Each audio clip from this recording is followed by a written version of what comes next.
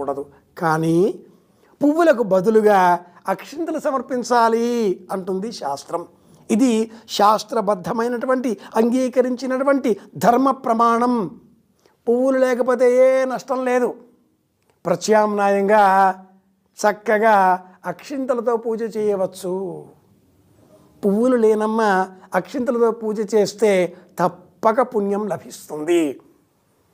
వెండి లోహంతో చక్కగా పువ్వులను సిద్ధం చేసుకొని ఆ పువ్వులను పరమాత్ముడికి అలంకరిస్తూ సమర్పించి తదుపరి మిగిలిన నామావళిని చెప్పే సమయంలో అక్షింతలతో పూజ చేయవచ్చు. ఒకటో రెండో పుష్పాలు ఇంట్లో ఉంటే ఆ పుష్పాలను సమర్పించి మిగతా నామాలకు బదులుగా మనం నామం చెబుతూ నమః అన్నప్పుడల్లా కూడాను కాసిన్ని అక్షింతలను సమర్పించవచ్చు. అక్షింతలు అంటేనే కలకాలం ఉండేవి అని అర్థం.